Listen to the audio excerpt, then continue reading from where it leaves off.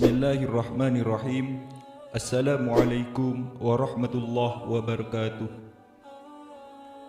Apa kabar saudaraku yang dirahmati oleh Allah Subhanahu wa Ta'ala? Pada kesempatan kali ini, channel Musafir Desa akan berbagi beberapa amalan agar terhindar dari siksa kubur. Bismillahirrahmanirrahim. Semua yang bernyawa pasti akan berpulang pada Sang Maha Kuasa. Segala perbuatan selama hidup di dunia akan dipertanggungjawabkan saat di hadapannya.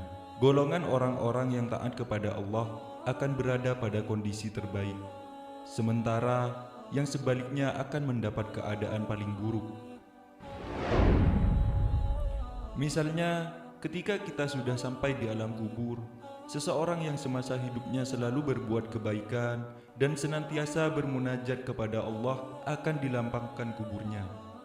Sebaliknya, golongan orang-orang kufur mendapat siksa kubur. Sebagai umat Islam, tentu tidak ingin mengalami yang namanya disiksa di alam kubur. Oleh karena itu, cobalah menunaikan amalan-amalan supaya terhindar dari siksa kubur.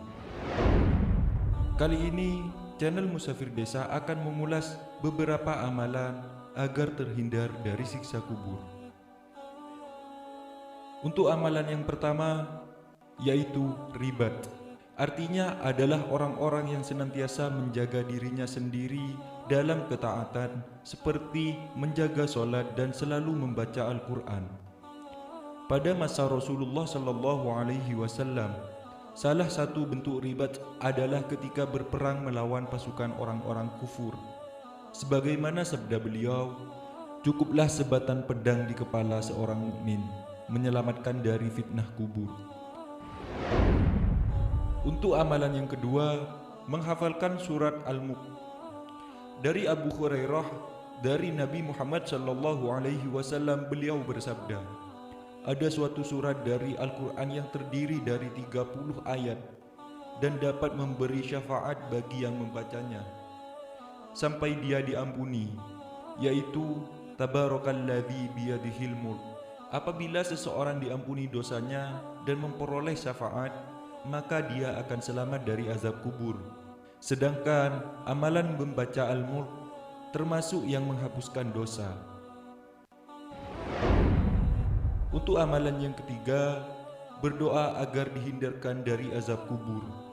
Di antara yang bisa menyelamatkan seseorang dari siksa kubur adalah semakin sering memohon kepada Allah Subhanahu wa Ta'ala agar selalu diberi perlindungan dari azab kubur.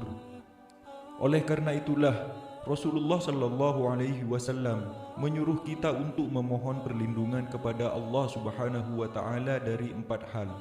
Saat kita duduk tasyahud dalam solat, kita dianjurkan untuk mengucapkan doa, wahai Allah, aku memohon perlindungan kepadamu dari azab neraka jahanam.